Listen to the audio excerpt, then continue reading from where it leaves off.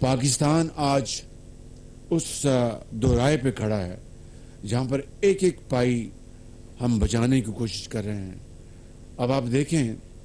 کہ جو ہمارے فارن ایکسچینج ریزروز ہیں اس کو سامنے رکھ کر ہم نے ایک پرائیورٹی لسٹ بنائی ہے کہ جو امپورٹس جو ہیں اس میں کن کو فوقیت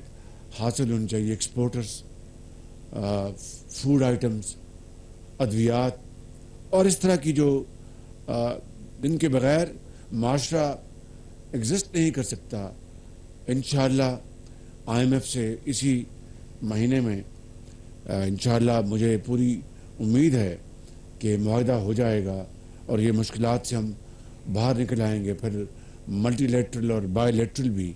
جو ادارے ہیں وہ ہمارے ساتھ چلیں گے۔ اللہ تعالیٰ کے فضل و کرم سے ہم یہ کولیشن گورنمنٹ پوری طرح دن رات کوشش کر رہی ہے اور مجھے کوئی اس کہنے میں باک نہیں ہے کہ انشاءاللہ ہم ان مشکلات سے نکلیں گے۔ میں سمجھتا ہوں کہ پاکستان ریلویز کو ایک مرتبہ پھر چینی حکومت کا شکر گزار ہوں، پریزیڈنٹ شی جن پنگ کا، اور ML1 ان کے ہائی ایجنڈا پہ ہے اور انشاءاللہ ML1 کے اوپر چینی حکومت پوری طرح یکسو ہے کہ وہ انشاءاللہ اس منصوبے کو وہ بڑی تیزی سے آگے بڑھائیں گے۔ کاش یہ ML1 پچھلے 4 سال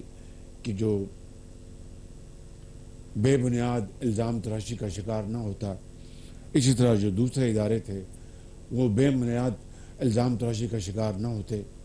اور یہیں تک بات رہتی تو شاید معاملہ اتنا خراب نہ ہوتا۔ لیکن بے بنیاد کرپشن کے جو الزامات لگائے گئے چینی کمپنیوں پر، اس سے میں سمجھتا ہوں کہ نہ صرف چینی حکومت بلکہ چینی عوام کے دلوں کو بہت ضعف پہنچا، بہت تکلیف ہوئی۔